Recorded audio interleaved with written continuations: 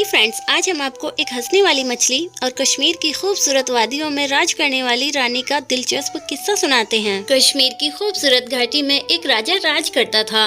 राजा का महल झेलम नदी के किनारे था। एक दिन राजा की रानी महल के झरोखे से बाहर देख रही थी। उसने एक मछली बेचने वाली को देखा जो मछलियों से भरी टोकरी लेकर शहर में बेचने जा रही थी। रानी ने मछली वाली को ऊपर बुलाया। मछली वाली ने अपनी टोकरी नीचे रखी। टोकरी में ऊपर एक बहुत बड़ी मछली दिख रही थी। यह मछली नर है या मादा? अगर मादा होगी तो मैं ले लूंगी, रानी बोली। रानी का इतना कहना था कि मछली जोर से हंसी और टोकरी में नीचे चली गई। रानी और मछली बेचने वाली दोनों मछली के हंसने से डर गईं। मछली वाली ने जल्दी से टोकरी उठाई और वहां से चल दी। रानी सोच में पड़ गई। मछली को हंसते हुए तो ना कभी देखा ना कभी सुना, जरूर यह कोई विशेष मछली होगी। जब तक मछली के हंसने के रहस्य का पता नहीं लगा लूंगी, चैन से नहीं बैठूंगी। शाम को जब राजा महल के अंदर आए तो रानी ने मछली की हंसी के विषय में बताया। मछली आपकी बात सुनकर हंसने लगी। यह तो बड़ी अजीब बात है, राजा बोले। मैं कुछ नहीं जानती, आपको मछली क्यों हंसी इसका पता लगाना पड़ेगा। रानी ने जिद की। दूसरे दिन राजा का दरबार लगा था। राजा ने सारी बात बताई और बोले, क्या कोई बता सकता है कि मछली क्यों हंसी? जब कोई कुछ नहीं बोला तो राजा ने अपने वजीर से कहा कि 6 माह के अंदर वो मछली के हंसने का कारण पता करे, वरना उसका सर धड़ से अलग कर दिया जाएगा। वजीर उसी दिन से मछली के हंसने का कारण पता करने में लग गए। बड़े बड़े ज्ञानी, पंडित, जादूगर, साधु, सन्यासी सबसे पूछा, कोई कुछ नहीं बता सका। दूर दूर तक यात्राएं की पर कुछ पता नहीं चला। समय निकलता जा रहा था। 5 महीने निकल गए और वजीर कुछ पता नहीं लगा सके। उन्हें अपनी मौत सामने दिखाई दे रही थी। उन्होंने अपने बेटे सुलेमान को बुलाया और कहा, बेटे मुझे तो 1 महीने बाद राजा मरवा देंगे। कहीं राजा का गुस्सा तुम पर भी ना उतरे, इसलिए तुम यहाँ से चले जाओ। सुलेमान अपने पिता से बहुत प्यार करता था। वह बोला, मैं आपको अकेला छोड़कर नहीं जाऊंगा। वजीर ने उसकी एक नहीं सुनी और समझा बुझाकर सफर पर भेज दिया। सुलेमान दुखी मन से बिना सोचे समझे जो रास्ता मिला उसी पर चल दिया। चलते चलते रास्ते में सुलेमान को एक किसान मिला। किसान शहर से सामान खरीदकर अपने गांव जा रहा था। सुलेमान ने सोचा, एक से भले 2। वह भी किसान के साथ साथ चलने लगा। थोड़ी देर चलने के बाद सुलेमान बोला, देखिए चलते चलते हम दोनों थक गए हैं। ऐसा करते हैं कि आधे रास्ते आप मुझे ले चलिए और आधे रास्ते मैं आपको लेकर चलूंगा। इस तरह रास्ता आसानी से कट जाएगा। किसान उसकी बात सुनकर अचकचा गया। आधे रास्ते यह मुझे लेकर चलेगा और आधे रास्ते मैं? कैसी बेवकूफ़ी बात है, किसान ने सोचा और चुपचाप आगे बढ़ता रहा। थोड़ी देर में वे एक पहाड़ी के ऊपर थे। नीचे झेलम नदी की पतली धार दिखाई दे रही थी और ऊपर देवदार के पेड़ों का जंगल। दोनों एक पत्थर पर बैठकर आराम करने लगे। सुलेमान ने जेब से एक चाकू निकाला और उसे किसान को देकर बोला, आप यह चाकू लीजिए और जंगल से 2 घोड़े ले आइए। और हाँ, चाकू संभाल कर रखिएगा, बहुत कीमती है। चाकू लेकर मैं जंगल से घोड़े पकड़ लाऊं? यहाँ इस पहाड़ी पर घोड़े? या तो ये खुद पागल है या मुझे पागल बना रहा है। किसान बड़बड़ाया। थोड़ी देर में फिर से दोनों चल दिए। कुछ देर बाद दोनों एक खेत में पहुँचे। खेत में पकी हुई फसल कटने के लिए तैयार खड़ी थी। कितनी अच्छी फसल है, किसान फसल देखकर बोला। हाँ वह तो है, पर पता नहीं फसल खा ली गई है या बची है। सुलेमान ने जवाब दिया, खा ली गई है? क्या मतलब है तुम्हारा? देख रहे हो फसल अभी कटी नहीं है और तुम कह रहे हो खा ली गई है। किसान गुस्से से बोला, मैंने तो यूं ही कह दिया। सुलेमान बोला और वे फिर अपने सफर पर चल दिए। अब वे एक फूलों से भरी घाटी में पहुंचे। घाटी के एक ओर एक छोटी सी नदी बह रही थी। नदी के पार पहाड़ी थी जिस पर एक गांव दिखाई दे रहा था।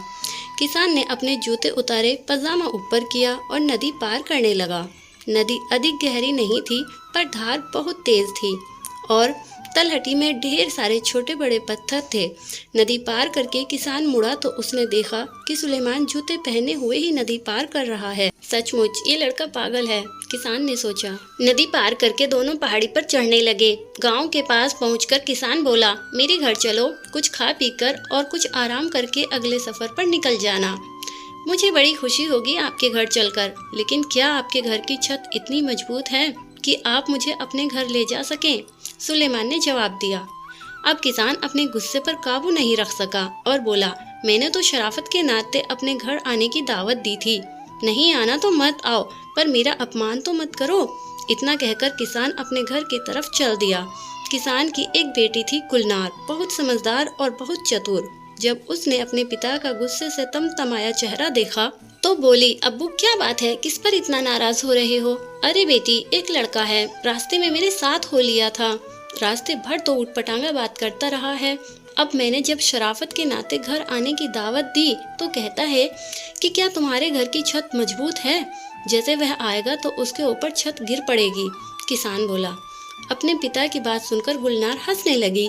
अरे अब्बू, छत कमजोर होने से उसका मतलब रहा होगा कि आपकी हैसियत ऐसी है कि आप उसकी खातिरदारी कर सकेंगे। जरूर वह किसी अमीर घराने का होगा।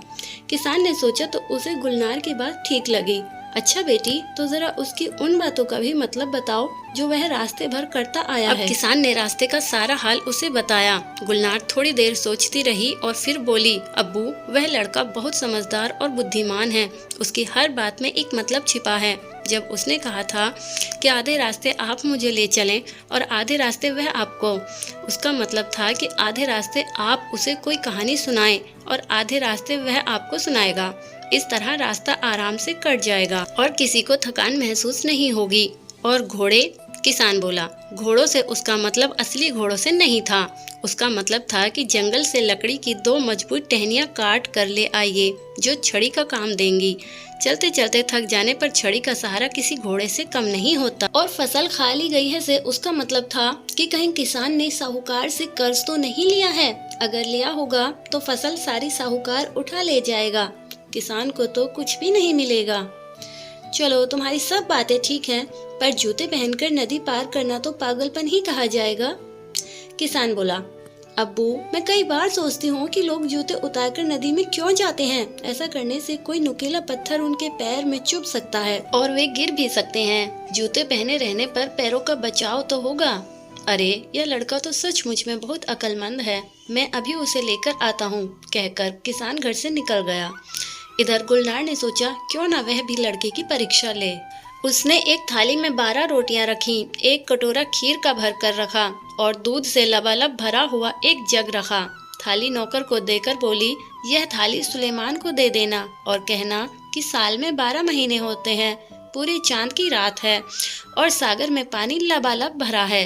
नौकर लालची था, सोचने लगा अगर मैं थोड़ा खाना खा भी लूंगा तो लड़के को क्या पता चलेगा। उसने एक रोटी खीर के साथ खा ली, फिर जग में से थोड़ा दूध भी पी लिया। फिर उसने जाकर थाली सुलेमान को दी और गुलनार का संदेश सुनाया। सुलेमान ने थाली रख ली और नौकर से कहा, आप अपनी मालकिन को शुक्रिया कहिए और कहिएगा कि साल में 11 महीने होते हैं, आधे चांद की रात है और सागर में पानी लबालब नहीं है। नौकर ने आकर गुलनार को सुलेमान का संदेश सुना दिया। गुलनार समझ गई कि नौकर ने थाली में से खाना खाया है। नौकर ने मान लिया कि उसने चोरी की है। यह बात तुम्हें कैसे मालूम पड़ी? नौकर ने थाली में से खाना चोरी किया है। किसान ने पूछा, अब्बू, मैंने 12 रोटियां रखी थी, मतलब साल में 12 महीने।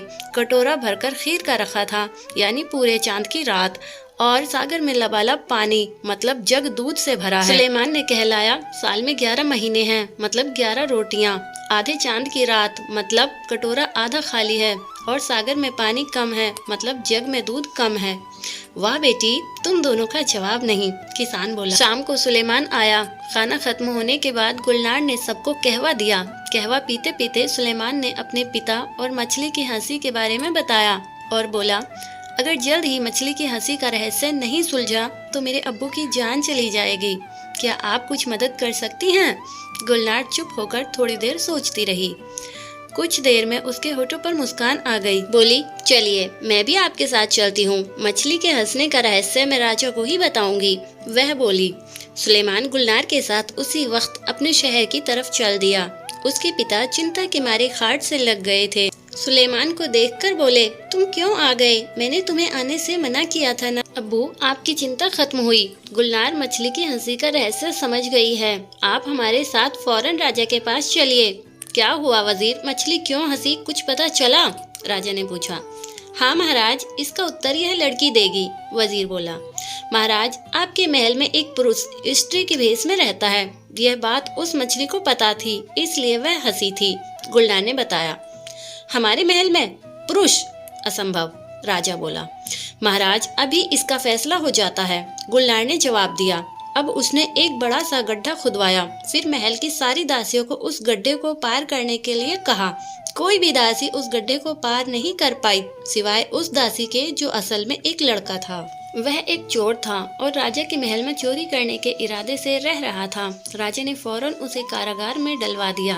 राजा ने गुलनार को बहुत सारी धन दौलत इनाम में दी और उसकी बुद्धिमानी की सराहना की। थोड़े दिनों में सुलेमान और गुलनार का निकाह करा दिया गया। कहानी सुनने का शुक्रिया। आपसे मुलाकात होगी एक नई वीडियो में। तब तक के लिए अपना और अपनों का रखिए बहुत ज़्यादा ख्याल। ये कहानी आपको कैसी लगी कमेंट करके बताएं और ऐसी अच्छी अच्छी कहानी मेरी ज़ुबानी सुनने के लिए चैनल को सब्सक्राइब करना ना भूलें।